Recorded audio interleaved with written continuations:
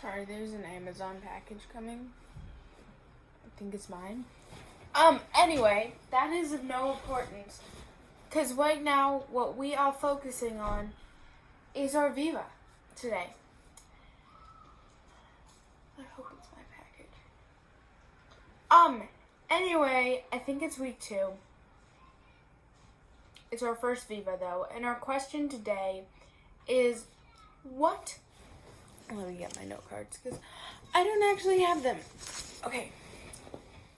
This is all of them, I hope. So, our question today is, what was the historical context of the Protestant Reformation?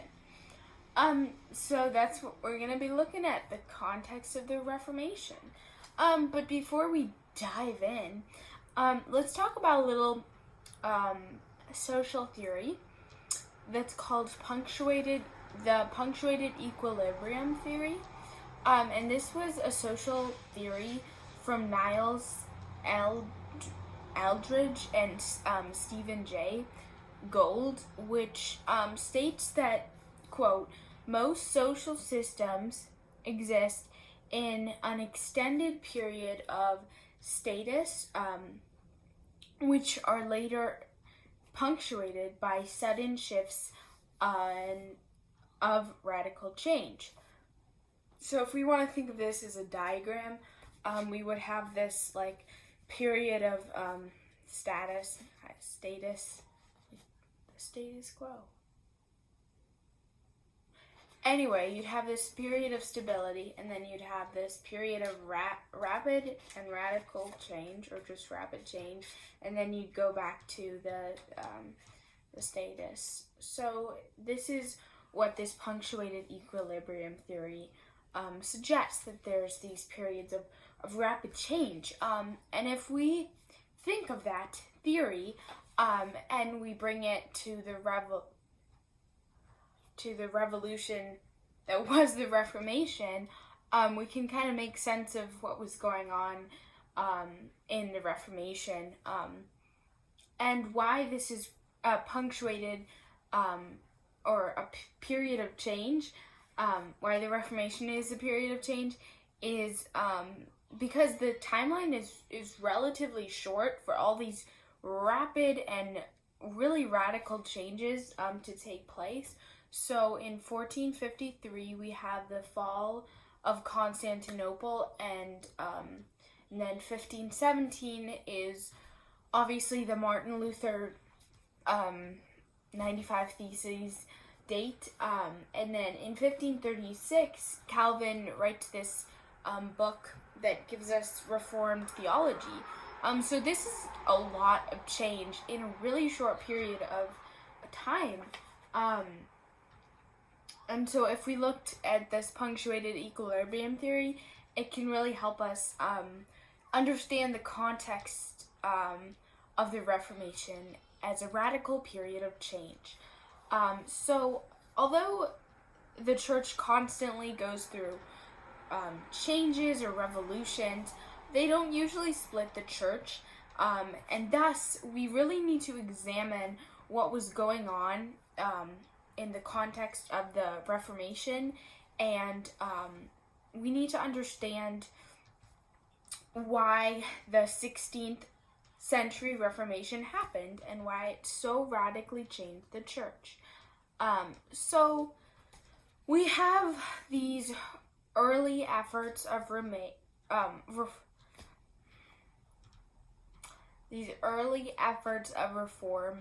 that we're going to look at, that give us historical context for the Reformation. We have technological shifts, and then we have Lutheranism and other radical reformers that all give us historical context for the Reformation. So first, let's look at the efforts of reform in the Catholic Church that were already going on before the 16th century. And let's really examine what the Catholic Church was going through during this time period. So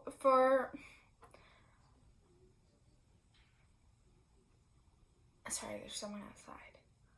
Jeez, I can't focus. Eli, I promise this video is not gonna be like 20 minutes.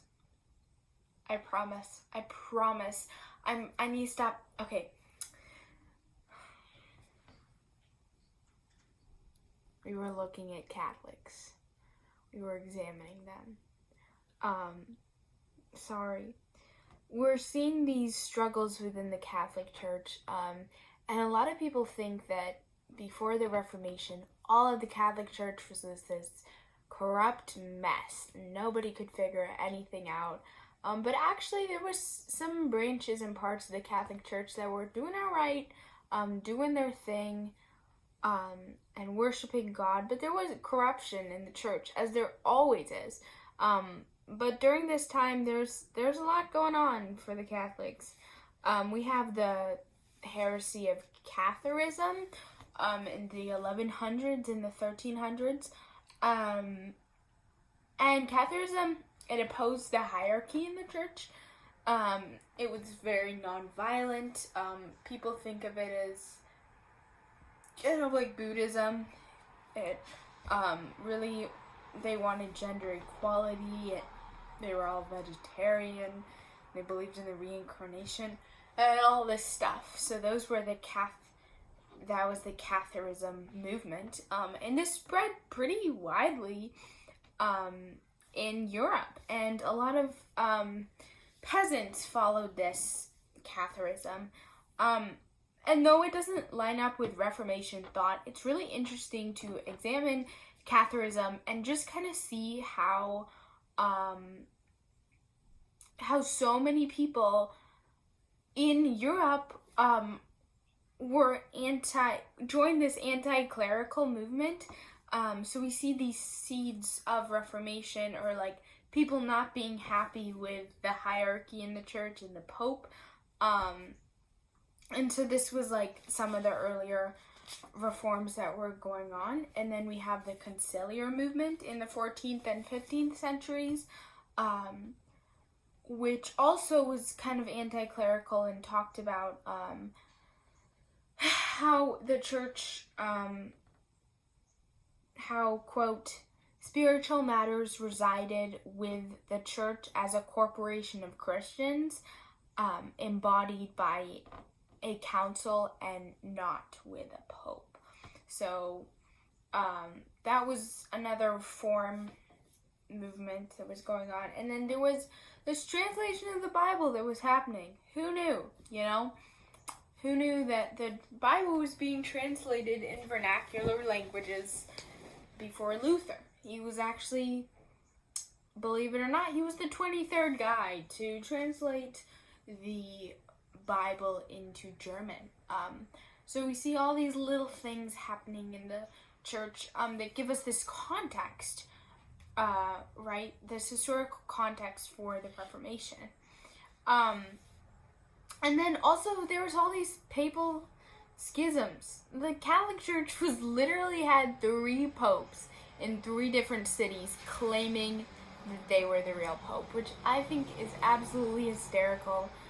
And this really led to a critique of the power in the Catholic Church. People were beginning to say, hey, wait, if he's saying he's the Pope, and he's saying he's the Pope, and he's saying he's the Pope, then, like, is this really from God, you know? They started to scratch their heads a little bit, as they should, because that really doesn't make sense. And Parker puts it really well, when he talks about how the popes before the papal schism were thought of as a, quote, God-breathed institution, which is really interesting. People thought that this was like God's, like how it was meant to be.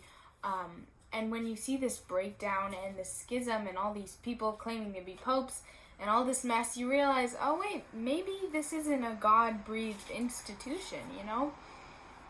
And then another context point, we'll call it a context point, aka my second point, as we're diving into 10 minutes. Eli, I hope you're on double speed, because, sorry.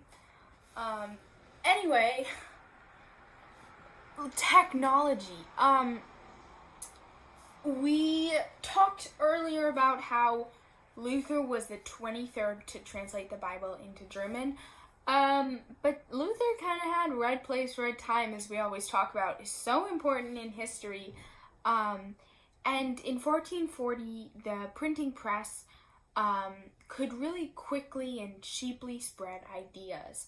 And this revolutionized any revolution that happened before the printing press was not as widespread because it couldn't be information couldn't be circulated if it couldn't be printed.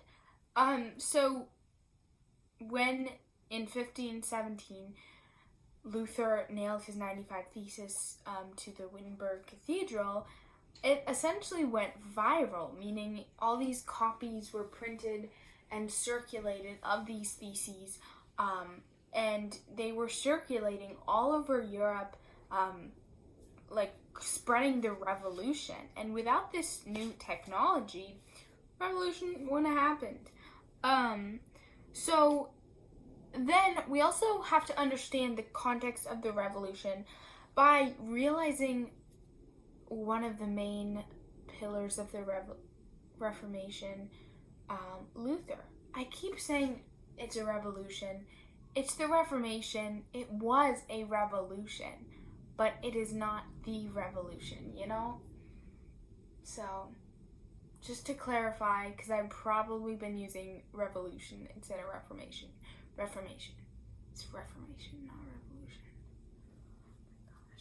Oh my gosh. I need to get through this Viva. So, we have to look at how Luther's personality helped the Reformation, or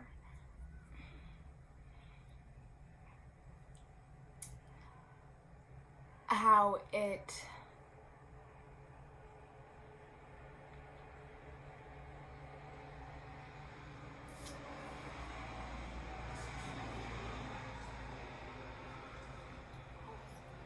Whoa, there's a cool car. I'm sorry, I am editing this dang video. I can't focus, and I am so overly exhausted right now.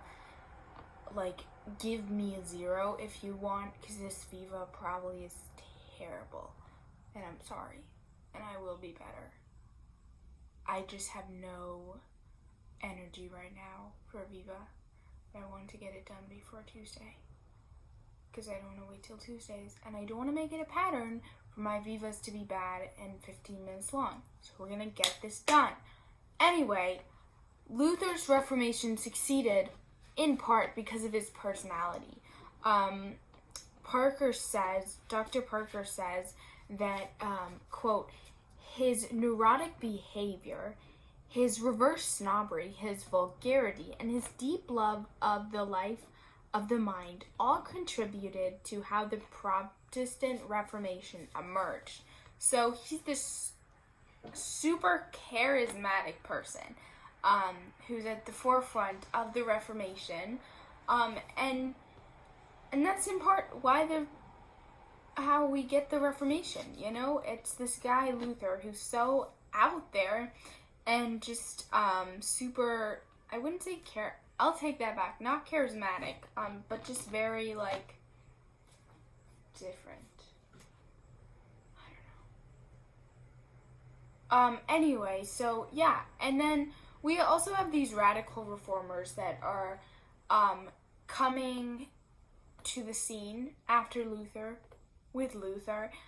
One of them being our guy Zwingli, Zwingli. Was also German, I believe, and he didn't really agree with Luther and everything. They had some different views in Eucharist, and Luther took a more conservative view, whereas Zwingli didn't. And so we have the first split in this new church, where Zwingli and Luther go their separate ways because they can't agree on the Eucharist, because Zwingli's more radical and Luther is more conservative and wants to kind of stick with the Catholic Church, you know. And then we also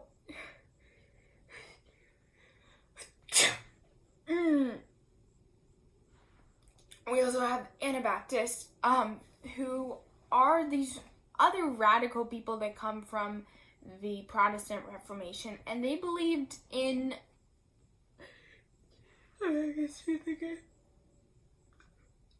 I'm trying that tongue thing where you like put your tongue on the top of your mouth and then it's supposed to help you not sneeze. So every time I sneeze, I'll just go like that.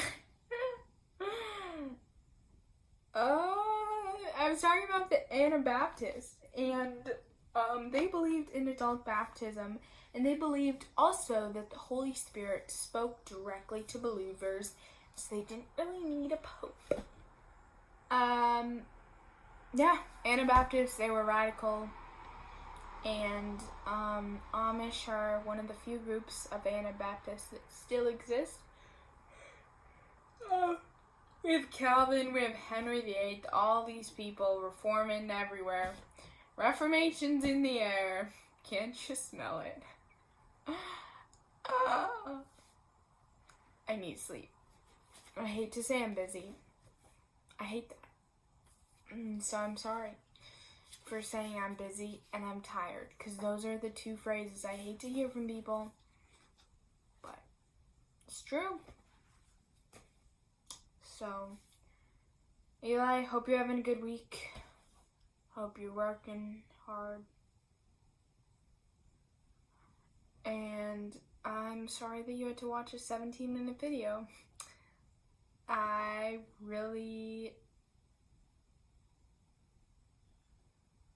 don't know. I'm sorry. Have a good week. Bye. See you Wednesday.